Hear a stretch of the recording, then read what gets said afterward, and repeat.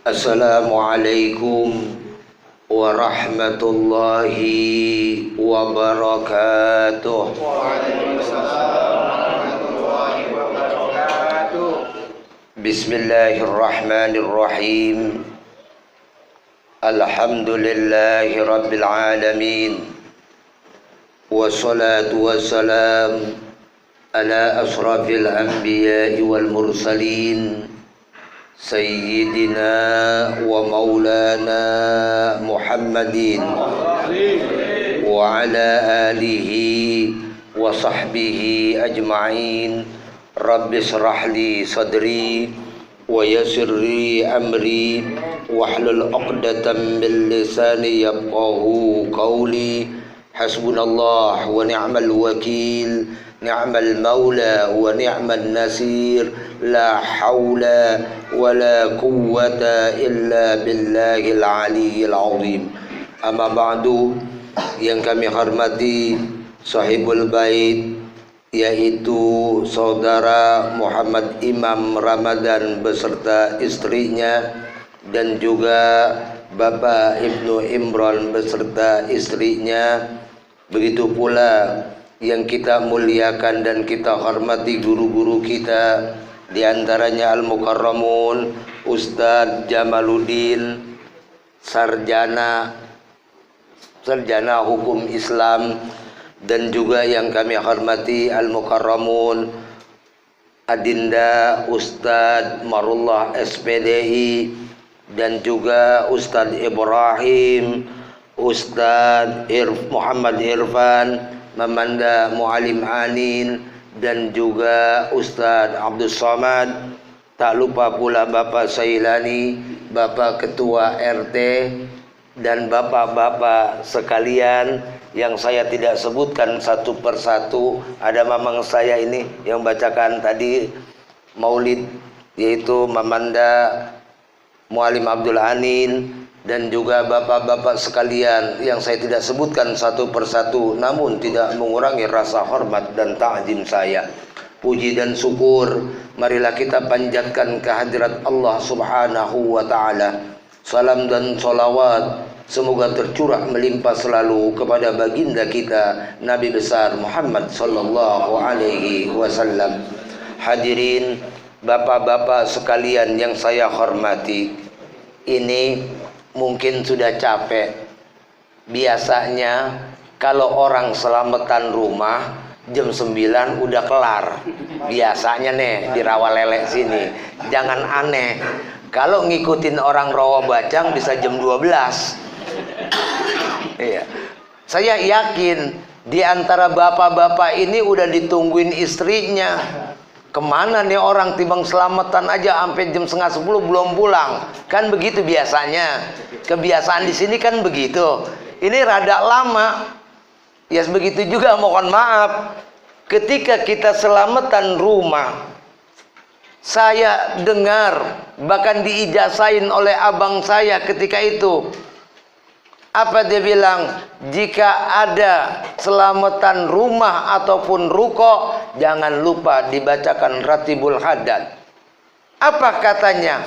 Yang pertama dengan Ratibul Hadad, mudah-mudahan tempat yang ditinggali itu terhindar dari kerampokan, terhindar dari kemalingan, dan juga terhindar dari kebakaran. Inilah pesan dari guru saya, abang saya ketika itu. Maka ketika kita selamatan rumah, membaca Ratibul Hadad. Ketika kita membaca Ratibul Hadad, ini luar biasa, doa-doa yang sangat tertib. Ini hati-hati kita juga saudara. Makanya dengan Ratibul Hadad ini pelajaran buat kita. Keistimewaannya luar biasa. Ratibul Hadad ini bahkan pernah pada masa pemerintahan, saya lupa pada waktu itu, ketika raja itu mengundang Habib Alwi Al-Hadad ketika itu, Sahibur Ratib. Kemudian tidak datang, yang datang anaknya. Ini kehebatan luar biasa nih. Habib Abdullah Al-Alawi Al-Hadad ketika diundang, yang datang anaknya. Ketika yang datang anaknya, raja cuek.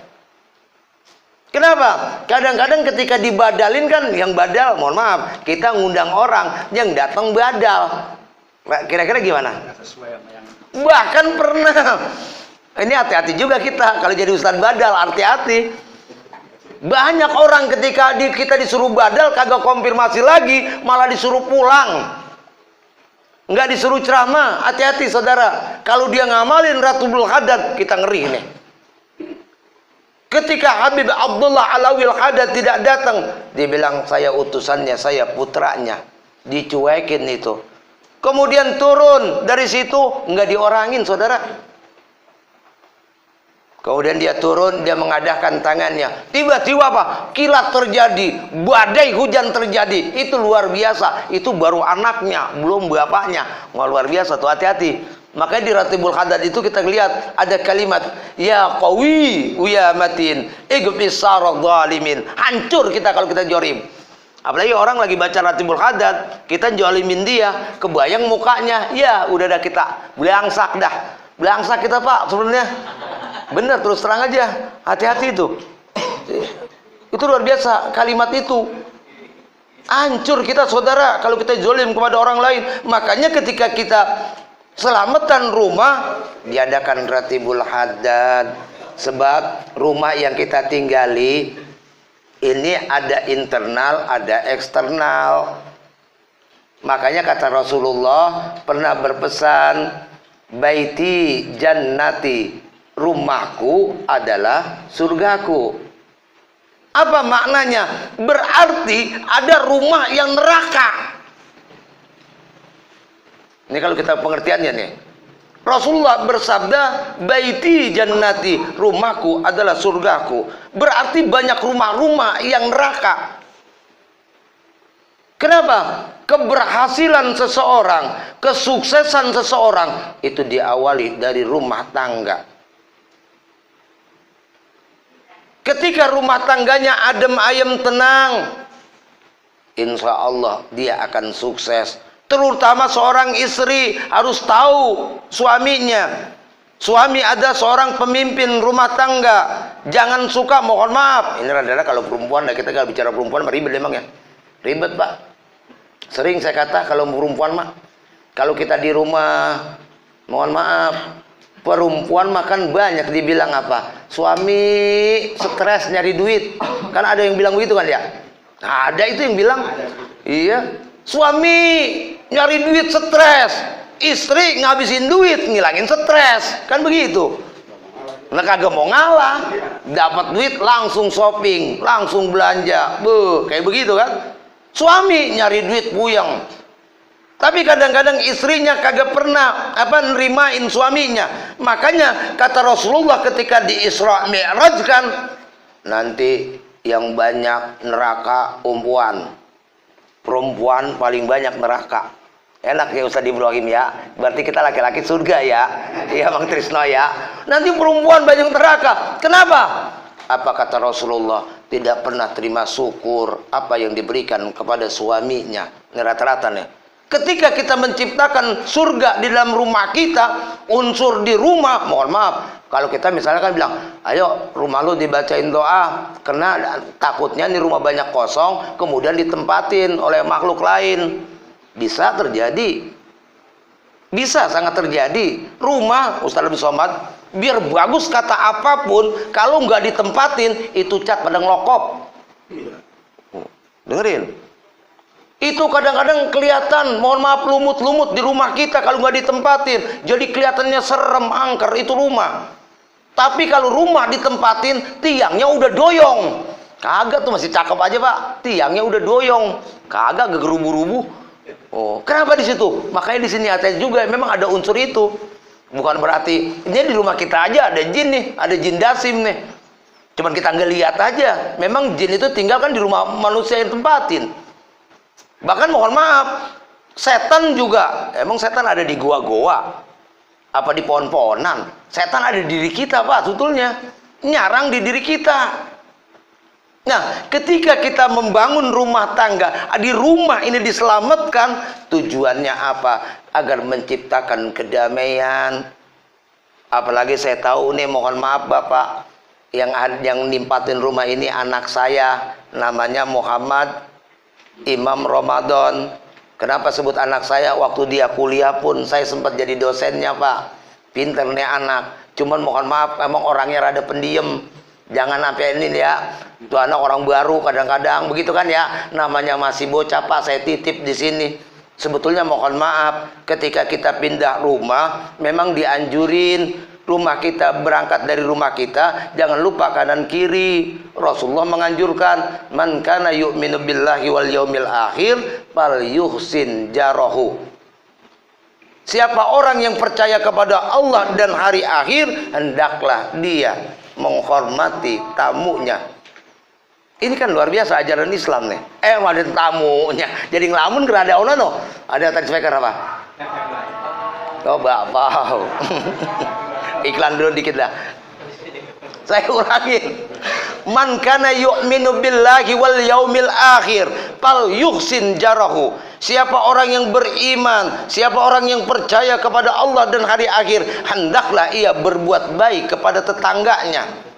Makanya ketika Imam Ramadan datang kepada saya bersama bapaknya, saya nggak mau datang kalau tetangga-tetangga sebelah kagak diundang. Sehebat apapun di kampung kita, banyak lumbung-lumbung ustadz, minimal mau ustadz sini dipakai. Saya tanya, pakai ustadz sini? Belum tahu, katanya Ustadz Jamaluddin. Jadi saya yang datang dah, mau Ustadz Marullah, mau Ustadz Ibrahim, rame-rame kemari. Karena belum kenal ya, mohon maaf. Bisa kalau udah kenal, Ustadz Jamal luar biasa ilmunya. Saya juga tahu, karena dia juga khotib di Satkomplek TNI dulu. Tahu sekarang masih ada jadwal kagak? Kayak masih ya, alhamdulillah. Nah, kita harus hormati tetangga kita. Kenapa? Biar bagaimanapun adaan istrinya jangan cuek sama tetangga. Belasono Ustadz Abdul Somad, saudara saya, ngobrol sekali-kali mah. Boleh rumah kalian pagernya 5 meter, silakan. 5 meter kan tinggi ya, Kang Diri ya. Luar gila, silakan. Mau dipangger kayak apa? Habis dari atas dikasih kawat, dikasih belik, silakan. Tapi sama tetangga ingat berbuat baik. Kan banyak kita, mohon maaf Pak, di kita dulu rumah masih jarang Pak. Kalau orang disebut si Anu, mana rumahnya?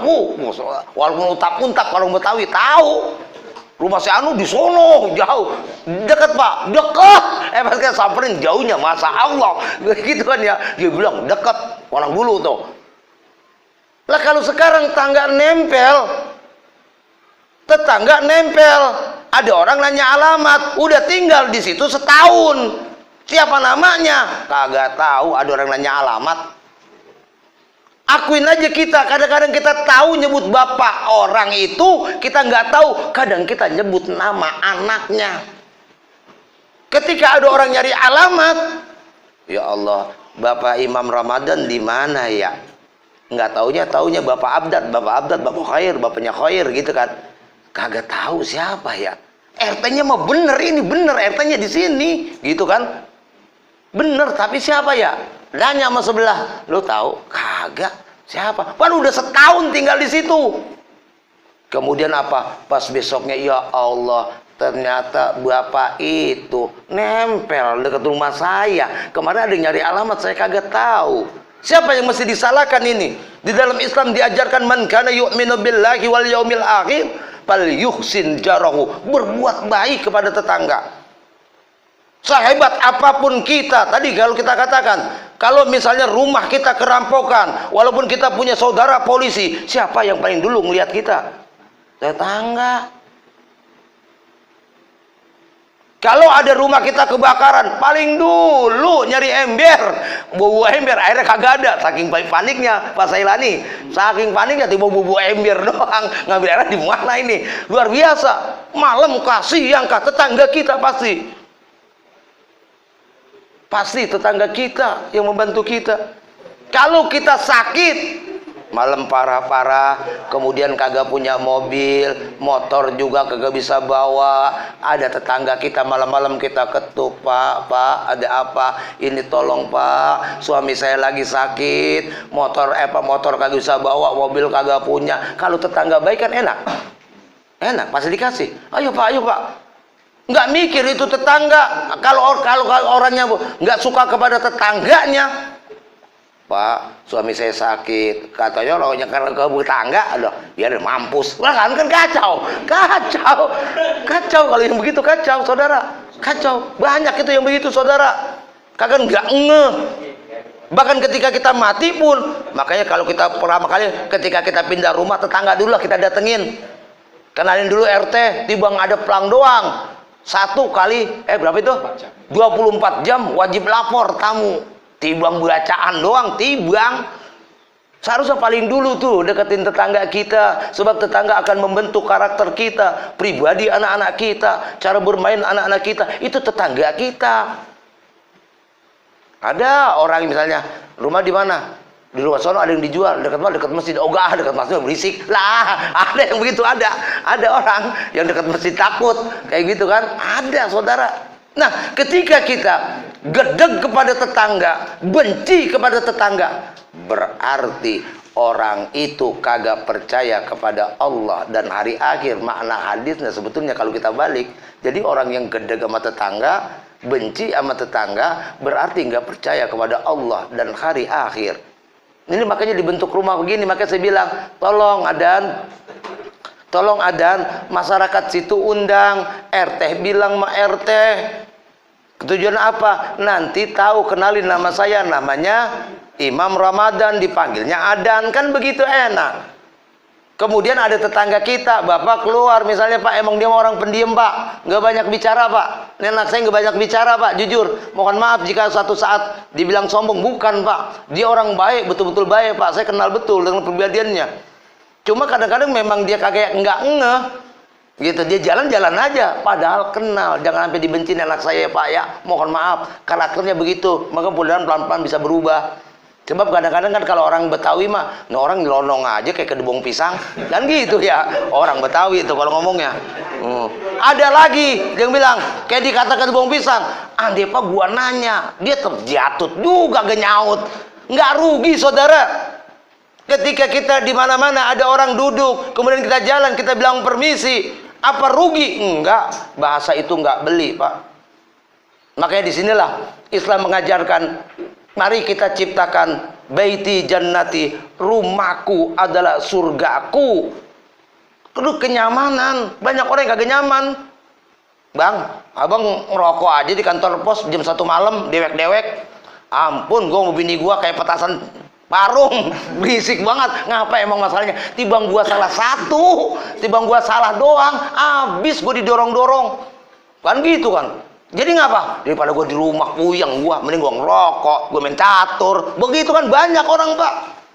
Banyak sekali. Makanya Rasulullah mengajarkan kita diciptakan surga dalam rumah tangga kita. Kemudian kalau surga itu berjalan dengan sebelah-sebelah kita, kan enak kayak begitu. Bahkan dalam Islam luar biasa Pak, dianjurin untuk berbuat baik. Sekarang Bapak masak, di tangga sebelah lagi kelaparan, masak ayam, harumnya kedengeran, kecium, bukan kedengeran, kecium oleh hidung kita nih. Ketika tercium oleh hidung kita yang kelaparan, itu dosa hukumnya saudara. Bahkan ada buahan, bener, cabangnya, batangnya, pokoknya di rumah kita. Karena kan rumah pada mepet, tiba-tiba pisangnya jatuh ke sono. Punya siapa itu? Dalam Islam punya tetangganya, walaupun pisangnya ada di sini. Ketika tetangganya petik, halal. Nih, dalam Islam aturannya seperti itu. Makanya dalam pisang hati-hati, jangan doyong-doyong ke rumah tetangga. Tiba-tiba lah pisangnya capek kita nyiramin, tiba-tiba pisang jatuh ke sono. Wak, udah liatin aja dah, liatin. Bukan punya kita itu saudara, bukan punya kita, punya tetangga kita. Kalau orang dulu nanam bambu tuh, tahu bambu? Bambu tuh ditanam di kebunnya, ternyata menjalar ke kebun dia. Bukan punya kita lagi saudara, itu punya tetangga kita sudah. Jangan berani-berani coba tebang. Kayak begitu, makanya dalam bertetangga luar biasa. Kita masak pun, jika kita matengin sesuatu, ketika makan kita masak sayur, bawain tetangga. Luar biasa. Ini adan, kalau ada rezeki, mohon maaf, suatu saat misalnya pulang ke Cirebon, jangan lupa di Cirebon itu ada apa tuh? Ciri khasnya. Ada kerupuk. Kerupuk apa tuh yang namanya digoreng pakai pasir? Nah, kerupuk melarat, kerupuk miskin. Bawain kerupuk miskin, bawain. Kalau kagak ada gula batu atau terasi, bawain tetangganya. Tujuannya apa? Kan mohon maaf, orang banyak balik kampung, tiba-tiba gerbangnya ada yang gotong. Wah, banyak itu. Banyak saudara, banyak. Kenapa? Karena cuek sama tetangganya. Bahkan banyak sekali kalau kita lihat di TV itu, ada orang yang udah mati kagak ketahuan, lampu nyala di depan, ada orangnya apa kagak, tiba-tiba tibang baunya doang dari rumah, ternyata orang udah jadi bangkai, tinggal tulang belulang doang. Nauzubillah min zalik. Siapa yang salah itu? Saya yakin tuh orang gak pernah bertetangga. Kalau kita sering bertetangga, lampu tiba-tiba nyala seharian nih, ini orang kemana? Pasti diketuk pintunya. Tapi kalau orang nggak pernah bertetangga, udah cuek aja, itu loh kejadiannya. Makanya Bapak, sekali lagi saya pesan kepada anak saya, Muhammad Imam Ramadan, kalian setelah kalian selamatan rumah ini, mudah-mudahan rumah ini memberikan barokah kepada kamu. Sambung silaturahmi dengan tetangga. Siapa tetangga? 40 rumah dari rumah kita, keliling tuh, kenalin. Enggak, saya ngontrak, saya pergi. Jangan begitu. Mau ngontrak kek, mau kagak kek, wajib kita kenal sama tetangga. Banyak kalau kita nggak kenal tetangga, mohon maaf Pak, dari jauh-jauh datang tahlilan. Yang di samping rumahnya lagi nonton bola, enak bener. Yang jauh-jauh mah datang tahlilan, dia malah kipas-kipas, telanjang. Itu banyak Pak, banyak. Yang dipertanyakan, itu berarti sama tetangganya orang nggak ngeh. Jawabannya gampang gitu aja. Nggak gaul, pengen didatengin doang. Mohon maaf kita, hati-hati Pak, sering kumpul. Maka dengan adanya selamatan rumah ini, mudah-mudahan kita romantis hidup dengan tetangga-tetangga kita. Demikian Imam Ramadan ya, yang saya sampaikan. Setelah kamu ciptakan rumah surga, kamu sayang kepada istri kamu, kemudian juga kamu didik anak kamu, kemudian jangan lupa bertetangga. Demikianlah ihdinas siratal mustaqim, wabillahi taufiq wal hidayah. Wassalamualaikum warahmatullahi wabarakatuh. Waalaikumsalam.